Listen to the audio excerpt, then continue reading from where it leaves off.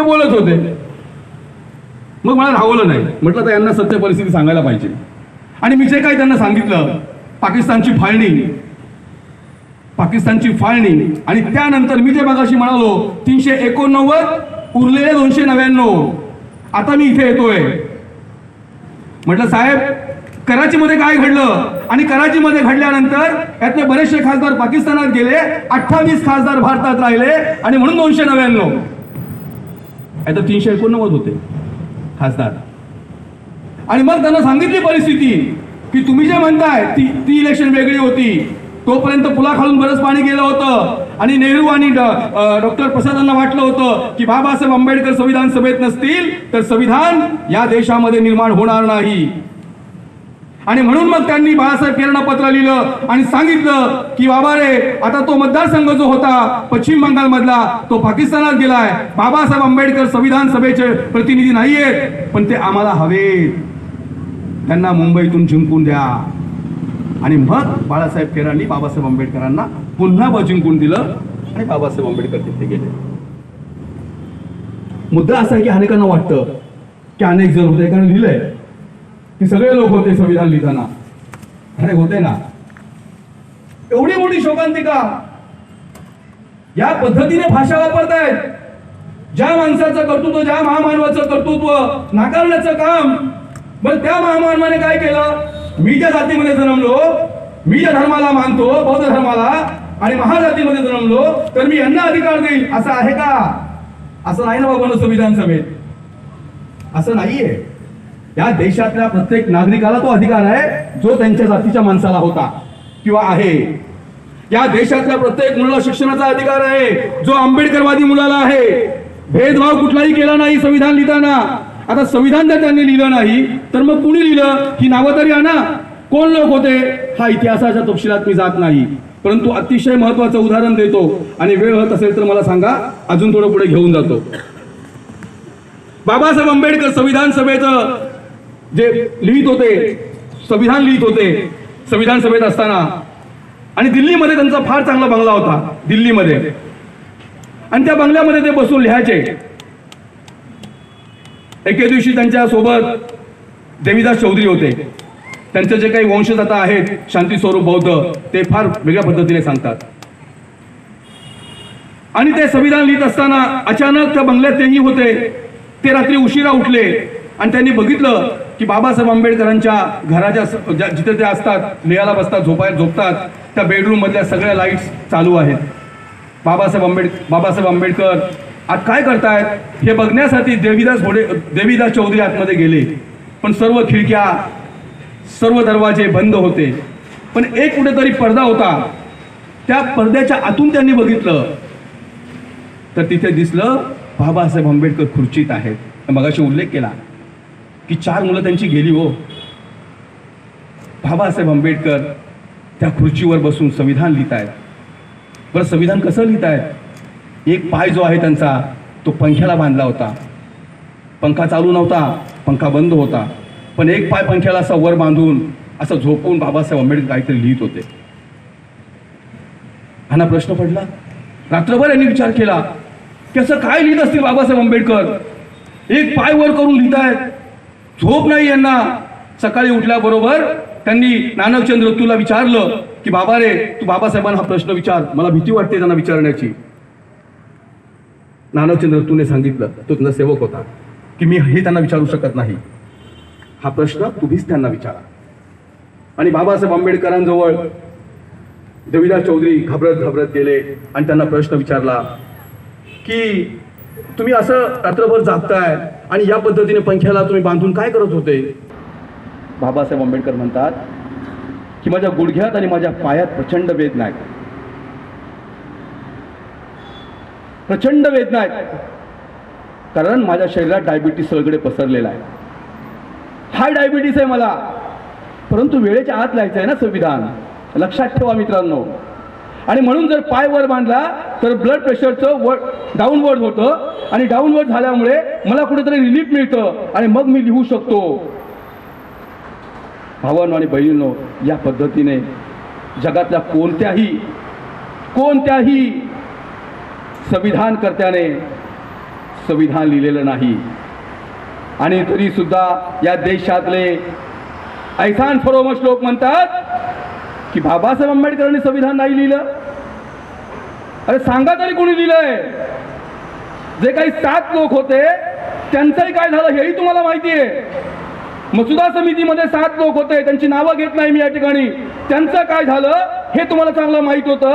आणि तरी सुद्धा आमच्यातलेही लोक काही म्हणतात की नाही बरेच लोक होते. अरे कुठे होते व बरेच लोक? एक तरी शब्द लिहिलाय का संविधान सभेतला? दाखवा तरी आम्हाला. भावांनो आणि बहिणींनो, बाबासाहेब आंबेडकरांनी या पद्धतीने संविधान लिहिलंय. आणि म्हणून बरं लिहिलंय तर फक्त आपल्यासाठी नाही लिहिलं. आता परत मी त्या खोलात जाणार नाही. या देशातल्या प्रत्येक महिलेसाठी, येणाऱ्या पिढ्यांसाठी, आधीच्यांसाठी, आताच्यांसाठी, भविष्यात येणाऱ्या हजारो पिढ्यांसाठी हे संविधान लागू होतंय. असं कुठेही लिहिलं नाही की फक्त आणि फक्त बौद्ध समाजाकरता हे संविधान आहे. किंबहुना बौद्ध हा शब्दही त्या संविधानात नाही.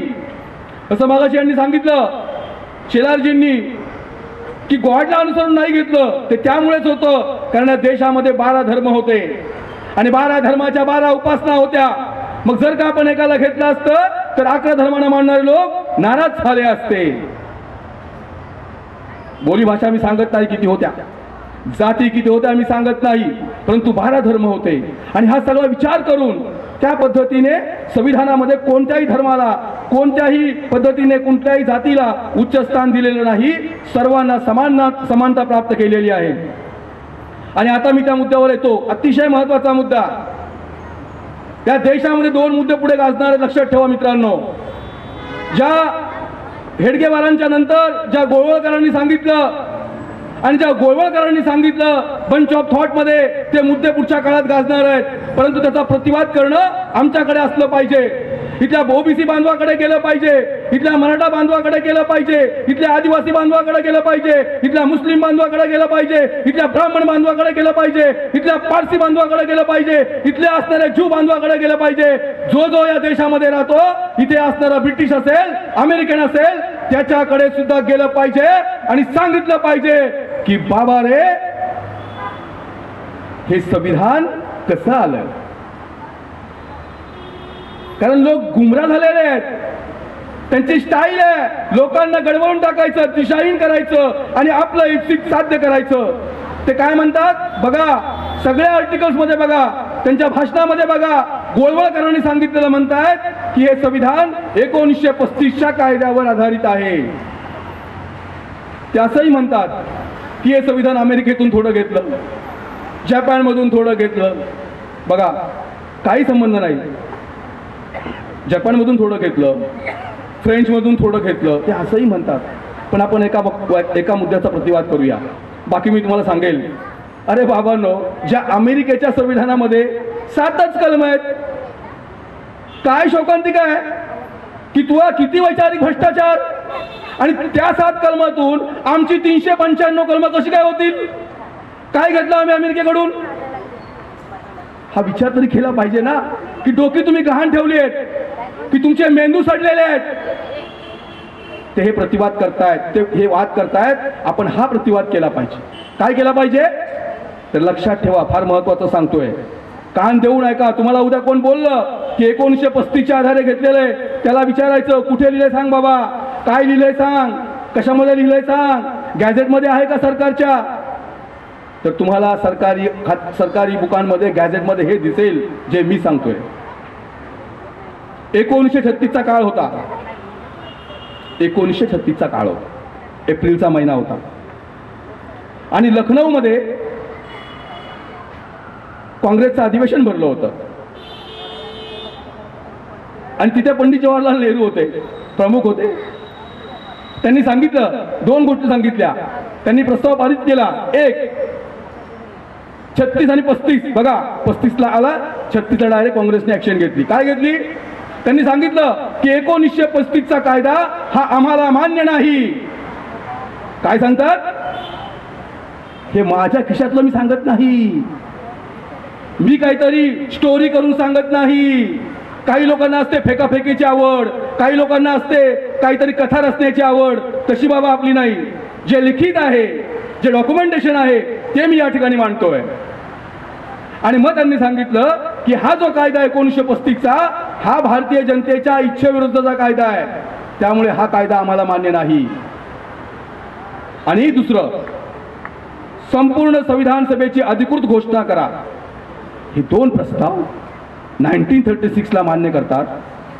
तर तुम्ही सांगा मला, सोपं उदाहरण आहे. बाबासाहेब आंबेडकरांनी जर 1935चा कायदा घेतला असता तर त्यांच्या लखनौ अधिवेशनात ठरलेलं काय करायचं? मग त्यांनी तर नाकारलं होतं. त्यांनी कसं काय मान्य केलं सगळं? माझा पॉईंट कळतोय?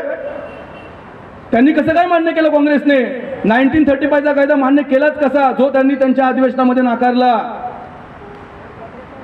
म्हणजे त्यांना मान्य होणार नाही, कारण त्यांनी ऑलरेडी नाकारलेला आहे तो कायदा. आणि मग 1935च्या कायद्यानुसार हे संविधान कसं, हे आपण लोकांना विचारलं पाहिजे. अतिशय महत्त्वाचं हे लक्षात ठेवा.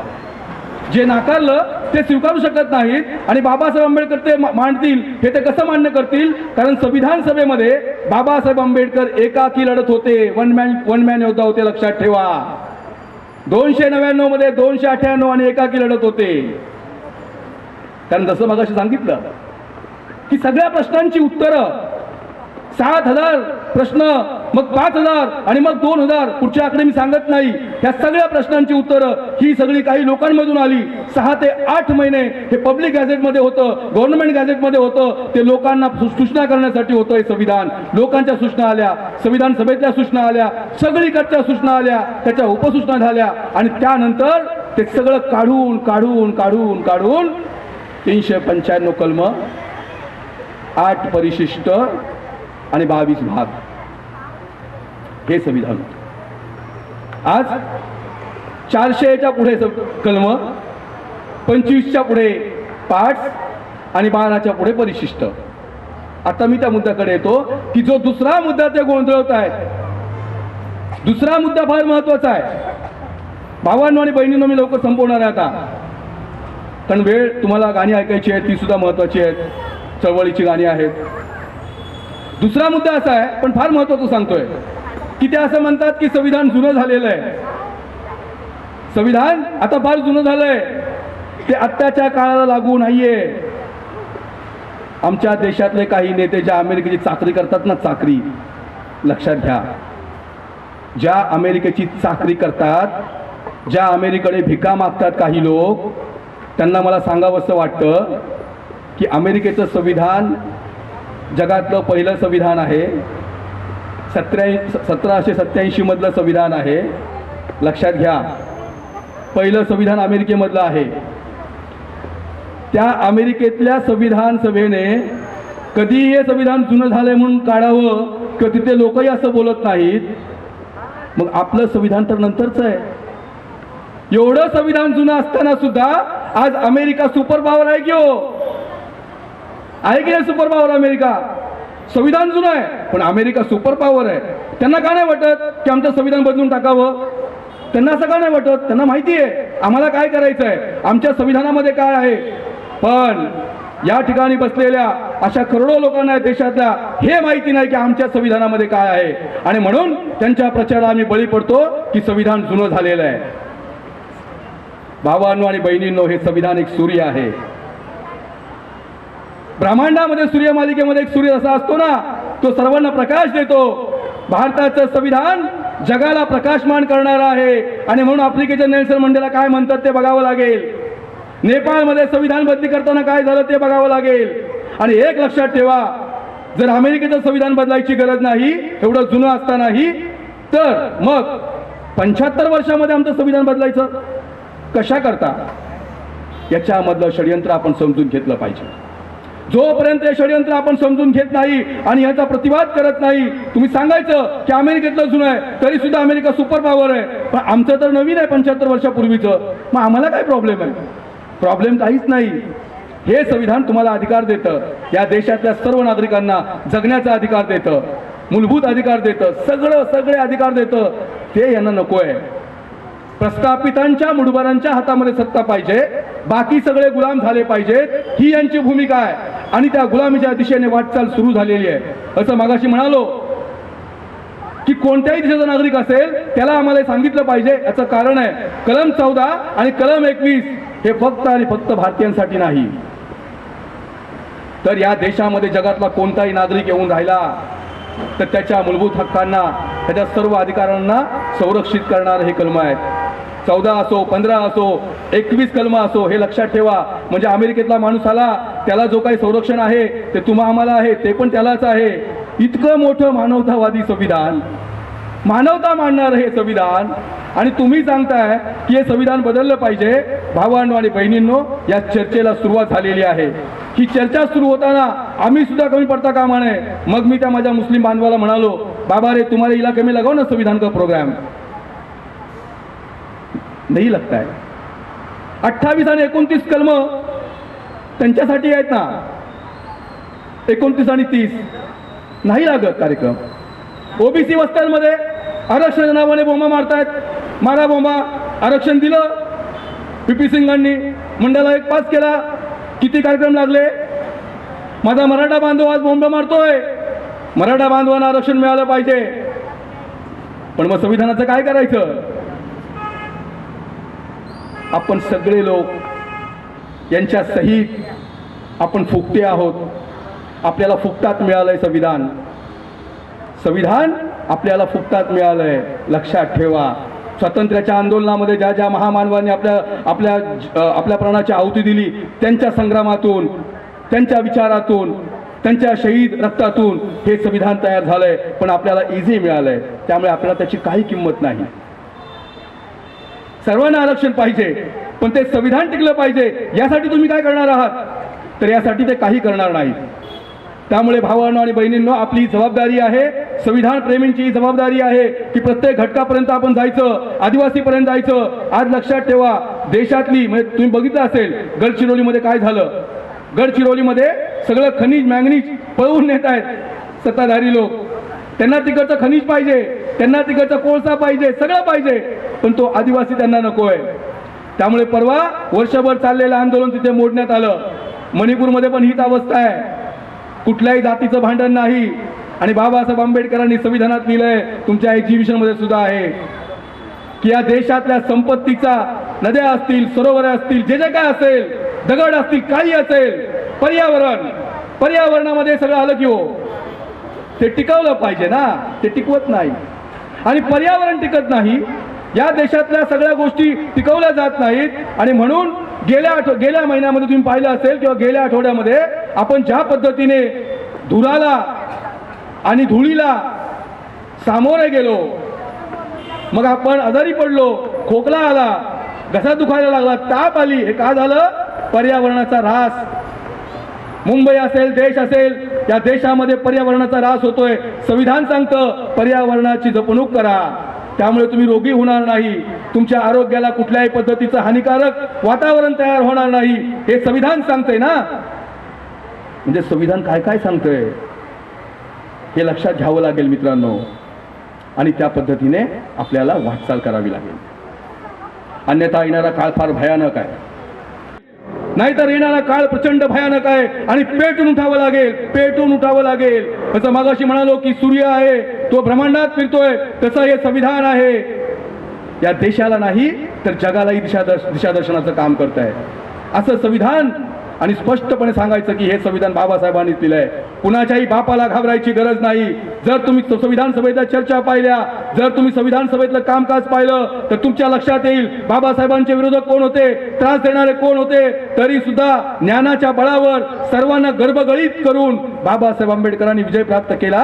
आणि या देशाला अभिप्रेत असणारं सामाजिक, भौगोलिक आणि सांस्कृतिक दृष्ट्या सक्षम असणारं संविधान दिलंय. हे संविधान तुम्हा आम्हाला प्रत्येकाला टिकवावं लागेल. किंबहुना या देशातल्या 140 करोड लोकांना मुठभर सोडून द्या.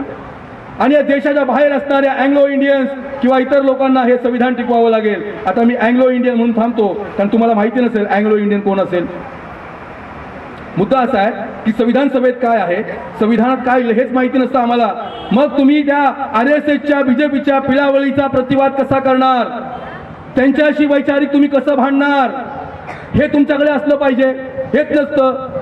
तर अँग्लो इंडियन्स म्हणजे भारतातली महिला किंवा भारतातला पुरुष आणि परदेशामधली महिला किंवा प्रदेशामधला पुरुष या दोघांचं लग्न जेव्हा होतं त्याला अँग्लो इंडियन म्हणतात. लक्षात आलं? आणि फ्रँक अँथोनी म्हणून अँग्लो इंडियनचे तिकडे एक प्रतिनिधी होते, फ्रँक अँथोनी संविधान सभेमध्ये होते. मी यासाठी तुम्हाला सांगतोय की अँग्लो इंडियनची एक सिस्टर माझ्या कॉन्टॅक्टमध्ये आली. अमेरिकेतल्या खूप मोठ्या पदावरती आहे, 1,00,000 लोकांना पगार देते, सह्या करते 1,00,000 लोकांना जगातल्या. तिच्या हातामध्ये 1,00,000 लोक आहेत जगातले. तिचा एक प्रश्न आला, बघा संविधानाची ताकद, शेवटचा मुद्दा मांडून थांबतो. संविधानाची ताकद आहे मित्रांनो. मला काय माहिती होतं, अरे पण मी संविधान वाचलं, तिला मी तिचे अधिकार सांगितले, तिला पटलं. ती आली, ती बाई गलेलट्ट पगार घेणारी ती बाई अमेरिकेतल्या मल्टीनॅशनल कंपनीची व्हाईस प्रेसिडेंट, जगातल्या प्रत्येक देशात फिरते आणि तिला कुठेतरी एका साध्या घरात राहणाऱ्या विशाल हिवाळेकडे यावं लागलं. ही माझी ताकद आहे मित्रांनो, ही बाबासाहेब आंबेडकरांच्या विचारांची ताकद आहे. आणि मग ती मला म्हणाली की विशाल भाऊ आम्ही अँग्लो इंडियन आहेत, अँग्लो इंडियन. म्हटलं हो का? मग ती सांगायला लागली सगळं, आम्ही कसं कंपनीचं काम करतो, आम्हाला कोणते लोक भेटतात, आम्ही नोकऱ्या कोणाला देतो. मला फार बरं वाटलं. मग मी तिला सुचवलं की अँग्लो इंडियन म्हणजे काय, अँग्लो इंडियनला कुणी अधिकार दिले. तिला माहिती नव्हतं की बाबासाहेब आंबेडकरांनी त्यांना आरक्षणाचा सुद्धा अधिकार दिलाय. काय म्हणतोय लक्षात ठेवा, अँग्लो इंडियनला आरक्षणाचा अधिकार दिलाय, जगण्याचा अधिकार दिलाय, नोकरी धंदा शिक्षण घेण्याचा अधिकार दिलाय, राजकीय अधिकार दिलाय. हे तिला माहीत नव्हतं. जेव्हा तिला कळलं खाडकन जागी झाली. म्हटली विशाल भाऊ मी आता हे वाचणार, आता मला कळलं की संविधानाने आम्हाला दिलंय. भावांनो आणि बहिणींनो, इतका सक्षम आमचा माणूस असला तर तुम्हाला मी निश्चितपणे सांगतो संविधानाला थांबवण्याची, संविधान संपवण्याची कुणाची ताकद होणार नाही. अजून बरंच काही आहे, पण आता मी आयोजकांच्या वतीने मी या ठिकाणी थांबायचा विचार करतो. खूप विचार आहेत. संविधान म्हणजे फार वॉस्ट आहे, सांगता सांगता आपल्याला वेळ मिळणार नाही. कदाचित माझ्याकडून काही महत्त्वाचे मुद्दे या ठिकाणी राहून जाणार आहेत कारण आपल्याकडे वेळ नाही. तुम्ही सर्व लोकांनी शांतपणे संविधानाच्या पूर्वसंध्येला हे ऐकून घेतलं आणि 75मध्ये प्रवेश करताना तुम्हा सर्वांना मी या ठिकाणी हार्दिक हार्दिक क्रांतिकारी शुभेच्छा देतो आणि या ठिकाणी थांबतो. जय भीम, जय संविधान.